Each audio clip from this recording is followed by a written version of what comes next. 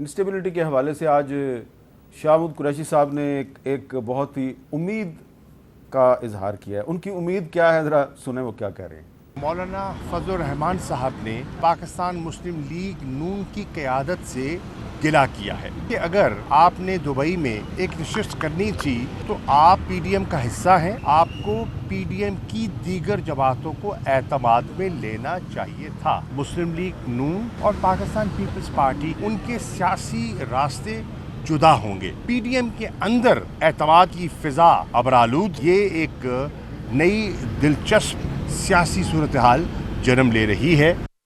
خرم صاحب، شاہ محمود قریشی صاحب جس صورتحال کو دلچسپ قرار دے رہے ہیں اس میں دراصل دلچسپ بات یہ ہے کہ ان کی امید ہے کہ نون لیگ اور پیپلز پارٹی کے راستے جدا ہو جائیں گے، اور مولانا فضل الرحمان بھی نون لیگ سے کافی ناراض ہیں. تو کیا یہ واقعی لیکن پہلے میں الیکشن کے بارے میں جو گفتگو ہوئی ہے اس پہ جو حقیقت یہ ہے کہ ہماری سب سے بڑی کمٹمنٹ قومی اسمبلی نے الیکشن کے لیے تمام جو وسائل درکار تھے وہ بجٹ میں اپروو کر دی ہیں. ٹھیک ہے. تو لہٰذا ایک بہت بڑا جو ایشو تھا وہ ریزالو ہو گیا ہے اور ہماری کمٹمنٹ ظاہر ہوتی ہے. دوسرا یہ ہے کہ میں پھر دہرا دوں کہ الیکشنز کی تاریخ الیکشن کمیشن نے دینی ہے قانون کے مطابق. تیسری بات یہ ہے کہ یہ جس اضطراب کی بات ہو رہی ہے، اضطراب تو گھٹ رہا ہے، کیونکہ آج آپ کے پروگرام سے کچھ گھنٹے پہلے جو بین الاقوامی کریڈٹ ایجنسی ہے فچ، اس نے پاکستان کی ریٹنگ کو اپ گریڈ کر دیا ہے، اور اس میں جو ساتھ انہوں نے اپنی پریس ریلیز دی ہے اس میں انہوں نے واضح طور پر کہا ہے کہ آئی ایم ایف کے علاوہ بھی پاکستان کو بیرونی طور پہ بہت ساری جو سپورٹ ہے وہ ملے گی. تو لہٰذا یہ، اور دوسرا بھی اگرچہ ابھی بھی مہنگائی ایک بہت ہی ناقابل برداشت سطح پر ہے، لیکن مہنگائی میں تقریباً 10 پوائنٹس کی کمی ہوئی ہے اس سے پچھلے ہفتے کے مطابق. تو لہٰذا جو اضطراب ہے یا انسٹیبلٹی ہے وہ تو کم ہو رہی ہے وقت. لیکن آپ بجلی بھی تو مہنگی کرنے والے ہیں. جی دیکھیے، ابھی اس کا فائنل فیصلہ نہیں ہوا. یہ ڈسکشن ہو رہی ہے کہ اس کو کس طرح کرنا ہے، اور ہماری تو یہی کوشش ہے کہ ہم اپنے معاملات کو بہتر کر کے، اور ہم نے کیے ہیں، ابھی آئی ایم ایف سے ایگریمنٹ ہو جائے تو قوم کے سامنے ہم یہ بات سامنے لائیں گے.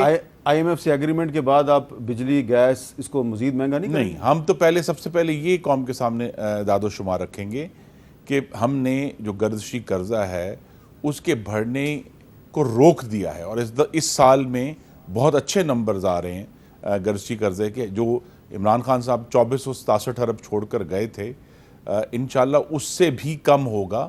اور اس پورے، حالانکہ اب 14 مہینے گزر گئے ہیں اور معاملات خراب، عام طور پہ یہ سمجھ جاتا ہے خراب ہوں گے، لیکن الحمدللہ اس سے بہتر ہوں گے. تو یہ جو کہنا ہے کہ جی یہ اس میں کوئی ابہام ہے، کوئی ابہام نہیں ہے.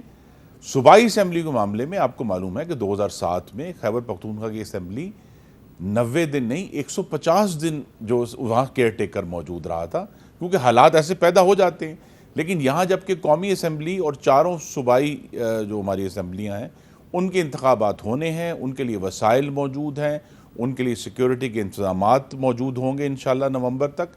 تو اب ہر چیز ان پلیس ہے کہ ہم انشاءاللہ وقت پر اپنے انتخابات کرا کر قوم کو یہ ہم نے الحمدللہ اور انشاءاللہ یہ حق دینا ہے کہ 2018 کے برعکس جو وہ ووٹ ڈالیں گے وہی نتیجہ آئے گا، اور عوام کی مرضی کے جو حکومتیں ہیں وہ انشاءاللہ قائم ہوں گی وفاق میں بھی اور صوبوں میں بھی. اچھا، اب ایک اور بھی سوال ہے کہ نیب کے قانون میں تبدیلی ہوگی، اور اس تبدیلی کے بعد بہت سی اہم سیاسی شخصیات کی گرفتاریوں کی خبریں بھی آ رہی ہیں. تو پنجاب کے سابق وزیر اعلیٰ عثمان بزدار صاحب نے کافی دن پہلے انہوں نے سیاست سے دستبرداری کا اعلان کیا تھا، لیکن اس کے باوجود خبریں آ رہی ہیں کہ ان کو نیب قانون کے تحت گرفتار کیا جا سکتا ہے. عثمان بزدار صاحب نے کن الفاظ میں دستبرداری کا اعلان کیا تھا، ذرا سنیں. 9 مئی کے جو واقعات ہیں ان کی شدید الفاظ میں مذمت کرتا ہوں. ہم اپنے ملک کی جو فوج ہے ان کے ساتھ کھڑے رہیں، اور انشاءاللہ آئندہ بھی ان کے ساتھ ہی کھڑے رہیں گے. ہم نے ہمیشہ شرافت کی سیاست کی ہے، اور آج کل کی جو سیاسی صورتحال اس کے پیش نظر میں سر دست سیاست سے اپنی دستبرداری کا فیصلہ کرتا ہوں. اچھا، شعیب شاہین صاحب انہوں نے 9 مئی کے واقعات کی مذمت کی، کہا میں فوج کے ساتھ کھڑا ہوں، اور اب کہا جا رہا ہے ان کو گرفتار کر لیا جائے گا. تو بہت سے سوالات ہیں کہ چیئرمین تحریک انصاف جو ہیں ان کو تو روزانہ کسی نہ کسی مقدمے میں ان کو ضمانت مل جاتی ہے. ان کو گرفتار کیا گیا تھا 1-2 دن کے لیے, پھر سپریم کورٹ نے مداخلت کر کے ان کو رہا کروا دیا. تو پرویز الہی صاحب جو ہے ان پر تو اس طرح کے مقدمات نہیں ہیں, اور وہ بھی 9 مئی کے واقعات کی بڑی مذمت کرتے ہیں, تو ان کو رہا نہیں کیا جا رہا. اور اب پتہ چل رہا ہے کہ عثمان بزدار صاحب بھی گرفتار ہو جائیں گے. تو آپ کو نہیں لگتا کہ یہ کوئی اس میں کوئی قانونی نقطہ ہے خاص کہ چیئرمین تحریک انصاف کو ضمانت مل جاتی ہے, پرویز الہی کو نہیں ملتی؟